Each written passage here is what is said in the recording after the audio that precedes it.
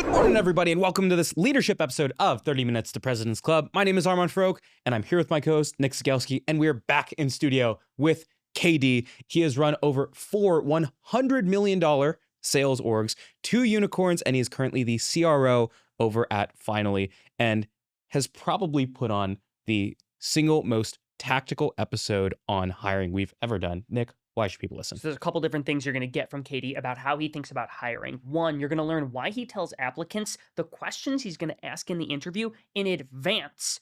2, he gets into how he defines the ideal candidate profile and how he screens candidates using things like video submissions and having 2 managers interview one person as opposed to the typical one-on-one interview. And then in the end, we get into the best and worst type of interview questions to ask.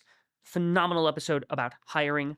Let's get into it. Alrighty, KD, welcome back to the show. You know, it's been a long time since we've had you back on the show, so I need to remind you that every show starts with your top 3 actionable takeaways. So let's get your 3. You know, I woke up thinking about these 3 takeaways. So I'm going through it right now. So number 1 key takeaway is define what you're actually looking for and like really define it. Too many companies, if you were to talk to the VP versus the director versus the manager in terms of what they are looking for, you will get completely different answers across the board. And that is what's going to cause a very, very dysfunctional setup of a team. You have to define, what am I actually looking for?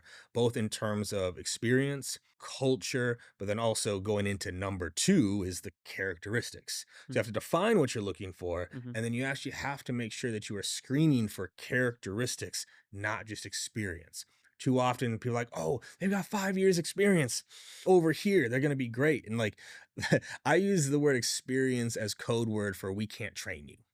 Like if you're just looking for people that have experience, it means you don't know how to train your people, right? And so they miss out on the characteristics required to succeed because they're focused too much on the experience. So you miss out on great candidates, but also you hire people that were never going to succeed at your org. And then the third tip on here is then you have to build the interview process in a way that actually lets you know whether or not these people have these skills, right? You know, I have my own company that I work at, but I get to go into companies over the past year, HubSpot, Atlassian, Clearwater Analytics, Presidio, Personio, Databricks. Like I get to go into these companies and I get to talk about interviewing. And it's like, hey, so like, do you have a structured interview process with set questions that everyone knows what a good answer is?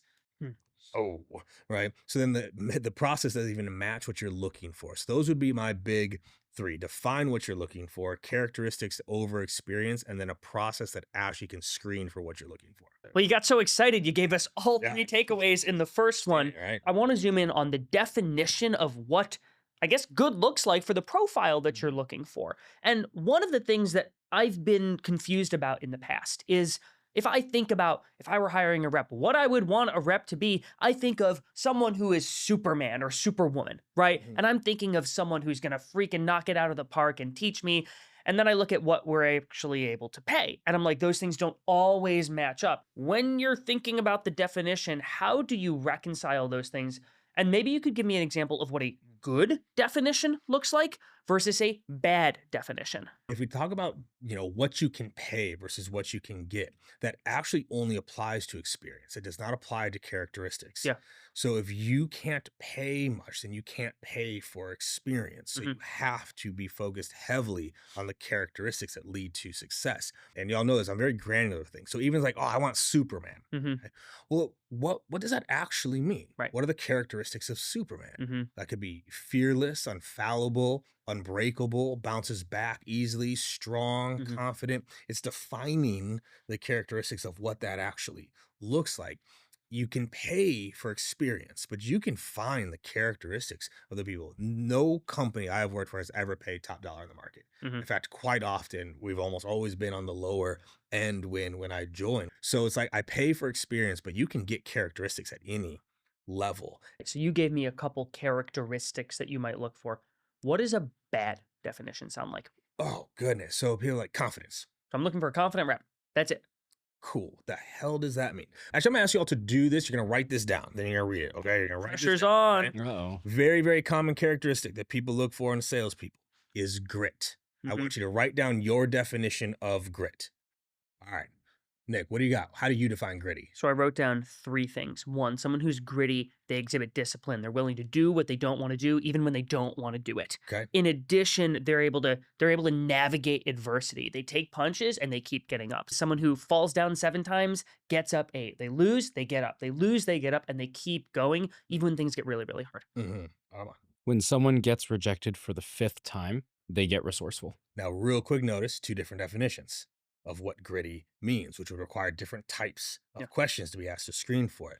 I was with a company at the start of last year, same idea. They're like, no, we have agreed upon characteristics. It's like, cool. What's it mean to you? Person gave an answer. It's like, was that your definition? Like, oh, wasn't my definition, right? So back to like the 4 Ds that I talk about all the time, you have to define, what does gritty actually mean? Because funny enough, you used 2 characteristics in your definition of the characteristic. Right. Grit's the characteristic. And how do you describe it? Disciplined. Well, disciplined is its own characteristic that you would have to define. Getting knocked down and getting back up again is actually perseverance and resilience. It's not grit. So here's actually the funny thing about grit. I no longer screen for grit, by the way, because I realized what the word actually means. Grit actually means unrelenting, which is just another word for stubborn. And we wonder why sales reps can be so hard to manage sometimes. Grittiness actually can be a flaw. They are incredibly intelligent and incredibly gritty, which actually lets them deal with things that they shouldn't deal with because they're gritty. There are things right now in y'all's lives and your businesses that like you just deal with because you're gritty. You just deal with it. Where a not gritty person would fix it because they're not gritty, right? But you have to define, what does it actually mean? Perseverance, okay, can get rejected and get back up again, right? So both y'all actually describe perseverance a little bit more than gritty, which is one of the things we screen for in all of our roles, right? They can persevere and they're resilient. They can get knocked down and get back up again, but you have to define that as a team. What does it actually mean to us? And this is actually what sets up our entire interview process, is we have to define it first. So could you articulate to me what a good definition sounds like, maybe using finally as an example? You know, we screen for perseverance, right? So the definition of perseverance is the ability to push through hard things with enthusiasm. That is the definition, right? The key actually with the characteristic is not always just the definition, but examples of it. What are good examples of perseverance, right? I send you ahead of time what I'm looking for. Here's what we look for. Here's how we define it. Here's some of the questions we are going to ask you. And here's who you're going to be interviewing with. And the reason I do that is I want your best shot. Interviewing is a very unnatural way to get to know somebody. The amount of biases in an interview, I'm not even gonna get them all right here, but you have lab coat bias, right? Where there's a power dynamic. You have ownership bias, where when you're on that side of the table, you always believe you're better than you actually are. You have inferiority complex on the other side. You have something that I want. It is in 30 to 45 minutes in a glass room or via Zoom, dressed up differently than you normally would with questions you don't know that are coming. And everyone thinks like, oh, that's how we're gonna see how quickly no. That's not what you screen for. So I send you, right? I want your best foot forward. If I send you that and your answers still suck, what do I know? You didn't prepare, or you're just truly terrible. I'm going to learn so much if I send that to you ahead of time and you didn't do proper research and you didn't have that, right? So first of all, we send it ahead of time, but then the way we structure our interviews is, all right, so one of the things we look for here, Armand, is perseverance. Now, here's what perseverance means to us. And we define it. Do you identify with that characteristic? Now, what are people going to say 99% of the time? And we're like, yes, but at least now we've aligned to the characteristic. And then we say, okay, great. Can you give us an example? They're going to give us an example. And then this is where it always catches people off guard, because we say, great, thank you. Can you give me another one? Everybody has one. Someone who's actually perseverant. How many examples could y'all give me of being perseverant as individuals? A lot. You would fill this entire episode. Give me, if I said the example is to push through hard things with enthusiasm, I guarantee both y'all could give me 15, 20 examples just off the top of your head, and I could probably force you to get to 50 if you really broke it down. Most people, if they're not actually perseverant, they only have one. When you ask for that second one is when you get the, so my senior year of high school, I tore my ACL, and no one thought I was going to make it back for basketball season, but I did. It was 5 years ago. I don't care. So that is actually how we structure our interviews. It's here's the characteristic, here's how we define it. Do you identify with that characteristic? Yes. Can you give me an example? Great. Could you give me another example? And we go characteristic by characteristic through that process. You talked about don't look for just experience, look for the characteristics. So my guess is you have a list of 3, 4, 5 characteristics like Mhm. perseverance. But my guess is you still provide your recruiting team some general screening guidance for you should be looking for a rep who's done this type of sales cycles with generally this much experience with this type of, Mhm. types of companies they've worked for.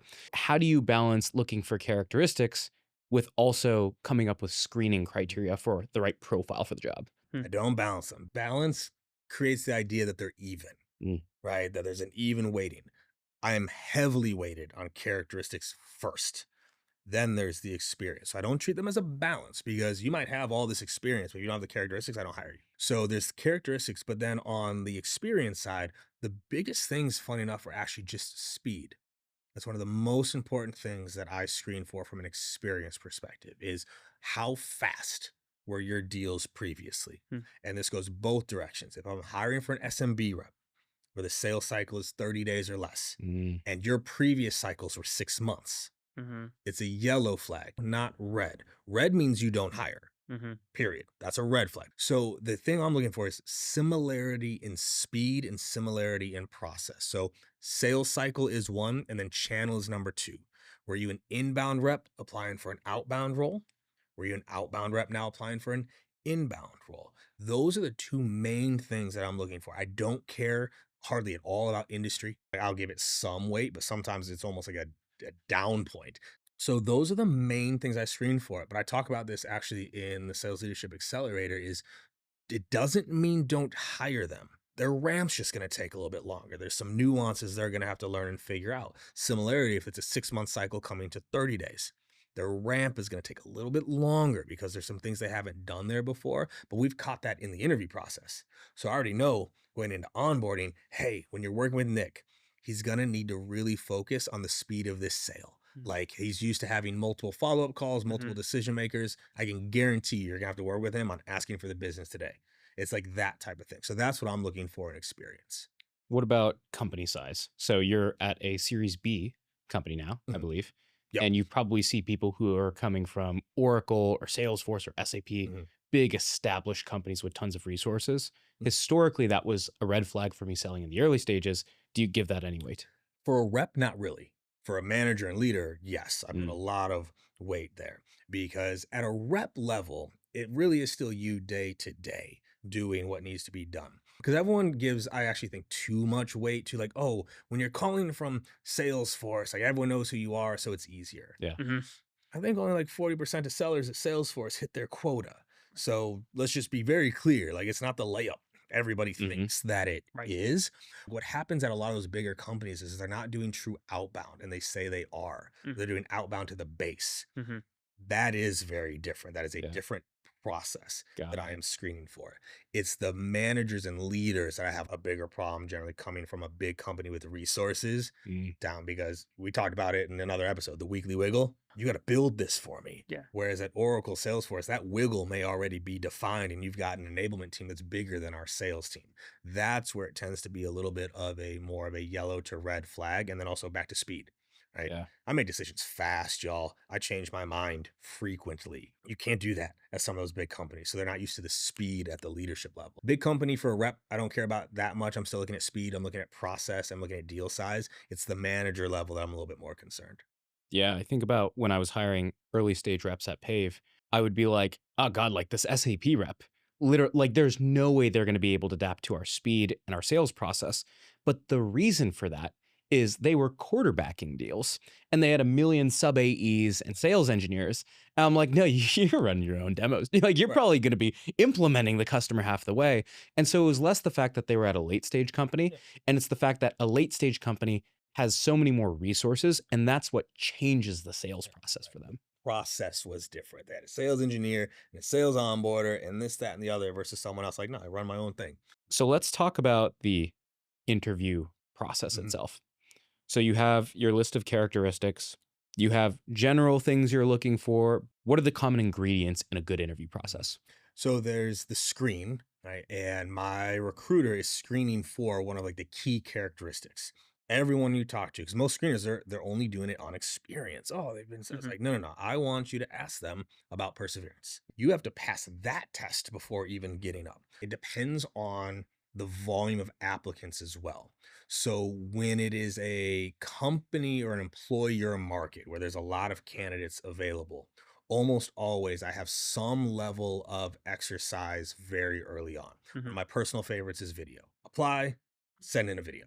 Almost always I do that because it's going to filter out a good 50, 60% of people that we either auto applying or aren't committed enough to try to put in the effort to go through it. And no shock here, my teams use a lot of video. Mhm. So when people are like, oh, well, that could filter out like good people. Like, what if they're just not comfortable on video? Then you won't succeed in my org. What do you ask for in the video? So it'll either tell a story. I have Mm. to tell a story about, hey, like we look for perseverance. Mhm. Tell us your best story. Oh, that's great. And then we get a feel for like who they are on camera. Did they research us at all? You know, I've gotten not a lot of great videos, but I can honestly tell you every great video I've gotten in the interview process, not Mhm. only did they get hired, they were a top 5 person because it shows you so much. It shows you the level of their curiosity, the amount of prep they'll do, the research that they put in, their personality, their level of like standard. Mhm. Right now, funny enough, I teach my own team to end it and send it. Right. Record a video, end it, send it. But when you're interviewing, and I can tell you probably did that 5 or 6 times because you Mhm. wanted to get it Yeah. right. I'm learning so much about you, including following directions. Mm-hmm. Here's what I want to see. Did you do it? I said under 3 minutes. You sent me a 7-minute video. You may think that's going above and beyond. No, Mhm. I said 3 minutes. Send it. So I love that as an early filter in the interview process, and it also helps us screen. So we have a screening mechanism like a video, Mhm. and you talk to my recruiter, they're screening further on the characteristic. Then it gets bubbled up to either a manager or managers. I prefer either 2 people in the interview with one for 45 minutes to an hour over 30-minute, 30-minute, 30-minute interviews.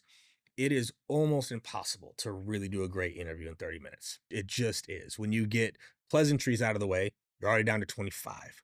And if you want to leave any room for the candidate to ask questions, which you should, you've got 20-ish minutes to try to understand whether or not this person can close $2 million a year. Mhm. It's a really bad ratio there. And then it just goes on to the next person and it goes on to the next person. So I'd rather have 2 managers in 45 minutes and you're assigned the characteristics. You're screening for perseverance, you're screening for resiliency, you're screening for confidence, you're screening for coachability, and you're able to go through that process. Because I also believe, very similar to role playing and coaching, if this were well, this is an interview right now, but like different type of interview, you're asking me a question. And so I'm responding to you. But what can Nick do the whole time? He can either be observing Mhm. Right. or thinking of his next question or the thing that I might have missed. Right. He can actually be listening first of all, Mhm. right? Mhm. And taking notes, but it's also the observation. Yeah. What's their body language? How are they conversing? Are they getting like antsy on those things? But it gives you 2 points of view Mm. in the interview as well to try to remove some bias. The pressure's not on me as the second interviewer to Mhm. keep running the conversation. So while Armand's asking these questions, I'm actually able to listen way more intently Yep. because I'm the third person in the room. And then once Armand's asked a couple, I can take the pressure off of him for a second, Mhm. let him sort of recalibrate, and he goes into observation mode. That's brilliant. You told me you like document almost like questions and Mhm. structure of that interview. Mhm. Can you walk me through that? The simplest is characteristic definition. Do you identify? And the Give a two couple examples. examples. Mhm. That is the foundation of the interview. This is also a big one. I do not ask hypotheticals. I could care less. So how would you approach X, Y, and Z? Yeah. I do not care. The question is, how have you approached X, Y, Z? I don't care what you would hypothetically do. I need proof of performance. P.O.P. That's all I Mhm. care about in an interview. Proof that you have done the thing. I also don't ask questions that I'll say don't have a wrong answer, Hmm. meaning there isn't an answer they would give that would actually disqualify them from being hired unless it was ridiculous. I don't ask trick questions. I don't ask things around that. I'm asking questions to see, can you actually do what I'm looking for? One of my favorite ones to ask that was multi-layered was there would be like a sales math question. Mm. So like whether you're an SDR or you're an AE. So we'll do an AE one. It's like, all right, we're gonna put you on the spot here. Sales math. Mhm. They're like, oh, okay. So all right, your quota is 10,000. Your deal size is 1,000, and your close rate is 25%. How many opportunities do you need to get to your quota? Well, the answer's 40, but you actually probably need even more because you want a little bit of room. But So it's actually not a trick question. Right. The math is 40, right? You need 10 deals. You need 10 deals to get to your 10,000. Take the multiplication. Cool, we've got it. What I'm actually looking for is, one, can they do it? Right. More often than not, they can't. But what else do you think I'm looking for? critically thinking about how What did I miss? Right? Like there's one, I'm asking, do they ask a question? Yeah. They ask any sort of clarifying question. But Mhm. two, it's a phenomenal test of resiliency Hmm. because a lot of them don't know how to do it. Now, here's what's also hilarious Hmm. because people don't do this. Y'all didn't do it because you're sales math wizards. But you know how people like struggle on this and they never take out their phone for the calculator? They never do it. I'm also looking for like creativity and resourcefulness. Yeah. I never said you couldn't use a calculator. Like I can learn a lot about an individual. Yeah. You'd be shocked how many people just give up. And this is what's hilarious. People say like, I don't know. It's like, hey, that's okay. Let's move on. What did I also just learn? They never There's no asked me what the right answer was. Oh, Yeah. gosh. Right. So like that's one of my favorite types of questions that is multi-layered, but it's not a trick question. Yeah. I'm learning where people are like, oh, how many marbles are in this cup? Mhm. The hell am I supposed to do with that? So, Katie, a lot of this is testing for the characteristics of perseverance, resourcefulness. I digress. There's probably a point at which you need to test for, do you actually know how to run a discovery call? Do you know how to multi-thread? Do you know how to negotiate? Yep. That doesn't happen in the screen. We have this hiring manager interview. Is that happening here or does it happen later in the process? So it depends on the role. So if it's an SDR, we almost always do a role play session outside of it. Similarly, I actually send you the information ahead of time. Yep. Here's how the role play is going to work. Here's some example of our scripting. Again, I'm looking for your preparedness. I'm looking for how well you can learn. Mhm. One of the things I screen for that is so important is speed of learning. How fast can you learn something? Because if you can learn something quickly, you're going to thrive very well in my orgs. So we do a role play on the SDR side. And similarly, I could care less how well they do on that role play. Mhm. For me, it's my job to teach an SDR how to sell well. I actually don't care at all how good they are on the role play. What do you think I'm actually looking for? Did they do the prep? And Did they prep? Take the feedback. Do they take the feedback? So this is a big one. Mhm. They're going to role play. We give them feedback. Mhm. In my career, I think there's probably 7 or 8 now that this has happened, where we give the feedback and we pause. There have been 7 to 8 reps in my career that said, can I go again after that pause?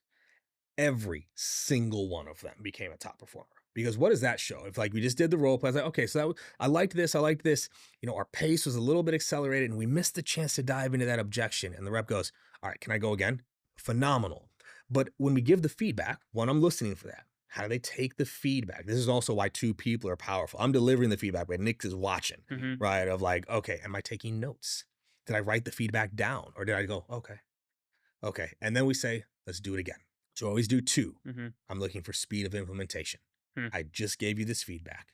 How quickly can you apply it? So that's on the SDR side.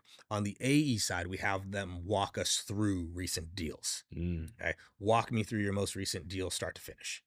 And they have to go step by step by step through that deal. Great. Give me another one. You can see the pattern here. Yeah. Okay, great. Give me another one. And how much are you instructing them on what you're looking for in a deal review versus just seeing how they run through it? So I actually have an interview guide. If we want to share it with people, we can share it with people. But in there, it's a prep sheet for the interviewer. And one of the things that we do at the beginning of the interview is set the scene for the interview. Here's what will be a good interview. 1, be yourself. If you put on a fake facade, we can't get to know you if you are being someone different. 2, pause before you answer. It's okay. Think it through. You don't have to rush. 3, breathe. 4, specifics. We want specifics. We don't want platitudes. We don't want fluffy. So if you're going off, we might put our hand up and say, hey, bring it back. Mhm. Right? Bring it back. But we tell them early on, we want specifics, right? Walk me through your most recent deal from start to finish.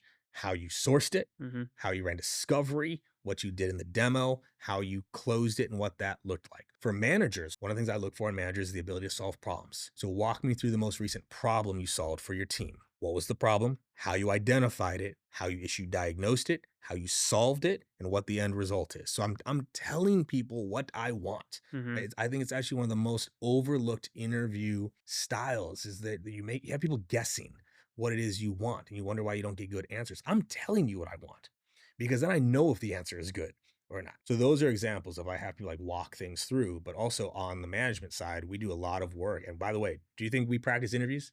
I'm teaching my team how to do. Oh, absolutely. We practice this on how to ask questions and what to listen for, because we also define what a bad example is. Right? If someone doesn't get specific, right? If someone does not actually walk you through it, and you say, okay, but then did you discount? And they can't remember. I already know you weren't walking me either through a real deal. Yeah. But also, I mentioned this P.O.P. I asked for proof of performance. Slide that piece of paper across the table. It shows your name at number 2 for 3 quarters in a row. P.O.P. One of the easiest things to do. I'm like, okay, all right, I have proof of performance. So typically the paradigm in an interview is they are selling you on why you should hire them. I imagine there are times where you're like, we've got to get this person, and I know they're interviewing at a couple other hot companies, and it flips to you've got to sell them. How do you win those top performers? It's a long lost sales technique. Right? So I hope people are taking notes here. It's called proper discovery. I ask them what they want. I mean, what are you looking for in a role? What would get you excited? They will tell you everything. I have everything that I need then to sell the role. In the pre-show, we're talking about like, when do I get involved? Sometimes I'm at the end, but if it's like a high profile like role, I'm the first one. That first call is, hey, I have like 3 questions for you just to make sure we're on the right lot. But today's call is all for you. I want you to ask every single question you can come up with up front, because that way we're not 3-4 weeks into an interview process and you don't even know if you want this. I want you leaving today's call knowing whether or not you want this or not. How's that sound for a first call? They love it, right? So I asked like my 3, like, you know, like I call them like on the lot questions. Like, are we even on the right lot right now? Or did like you stroll on to like the Bentley lot, but you were looking for a Civic? You know, we might just not even be the right lot. I asked those. I'm like, hey, your turn, right? And guess what my last question is? What are you looking for? Like, what do you want in your next role? It's my last question. They tell me a lot with that. Now I have that. I can give that to all my other managers, all my other interviewers, and say, hey, let's make sure we harp on this. Let's make sure we press on this. So that's the key, is you just got to know what people want, and then one, show them they can, or tell them they can't. You have to win the right battles with candidates. We were actually just talking about a candidate internally, and she has this really strong social media background. And we're looking for someone who can help manage our social media, but also, frankly, do a lot of team EA work and do a lot of our guest booking and guest management, because we have all the webinars, all the shows, and all that stuff. And we were worried that we were really selling this person on doing the grunt work of, are they actually going to be willing to do that? And it almost felt like we needed to sell that person on doing the guest booking. And I'm like, no, we shouldn't try to sell that person on that. We should literally like map it out and be like, this is the crap and this is the good part. Yes. If you want to do a little bit of both and you're willing to deal with the crappy part for the good part, opt in. If you are looking for 100% big brand campaigns and all that stuff, this is an entry-level role, and it's just going to be putting you in the wrong type of role. But the right place to sell people is if you are an in-office company and they are looking for an in-office job, then you do not lose that deal. Oh, make sure that they know that you are the best in-office culture in the world. If I can give you what you're looking for, I get you, because I believe I can give you what you're looking for around it. But if I can't, I'm also very upfront with that. And I've made that mistake. I have sold people into roles. I wanted them, but like I knew it wasn't gonna give them everything they wanted to. And of course, within a year, 2 years, they're unhappy. They're miserable. It's not working out because they didn't get what they were looking for. There's plenty of people out there. Everyone needs to be clear on expectations. Everyone needs to be honest about it from the get-go. And that's it. Katie, we talked about a lot of great hiring habits. It is time to talk about a bad one. So what is one bad hiring habit that every sales leader should break so that all teams can get a little bit better? Too many companies do not have a documented hiring process. Managers are asking random questions in random order without looking for the right things, and it's not documented anywhere. So you have to document this whole process. What you're asking, what you're looking for. You have to document their answers so that you can do the post-mortem. If someone doesn't work out, okay, what characteristic were they missing? Right here. This just happened with some reps where I was like, why did we hire these people? That'd be the biggest mistake, is it's never defined and it's never documented. And then you wonder why it's so haphazard. That's by far and away number one. Unbelievable 2 shows. Everyone, hang on for a 60-second recap coming up soon. Alrighty, folks, it is time for a 2x2 recap from this episode with KD. What do you have for your 2? Number 1 is you send your candidates an interview kit before the interview happens. In that kit, you tell them what you are looking for. 2, you tell them in advance the questions you're going to be asking. And 3, you give them some detail about who they will be meeting with. If they show up and their answers are crappy, you know they didn't do the prep or they're just not a good fit. Number 2 is you are never allowed to ask hypothetical questions in the interview. Everything needs to be evidence-based. We are looking for P.O.P, proof of performance. Number 3, the screening video. Especially in today's market, where it is frankly an employer's market, you will spend hours and hours and hours and hours on initial phone screens if you try to get through everyone manually. So what you can do is you can send them a prompt beforehand and say, hey, send us a 3-minute video that is you telling a story about where you exhibited perseverance, for example. And you will learn a lot about, did the person do it in one take? Did they clearly follow the instructions?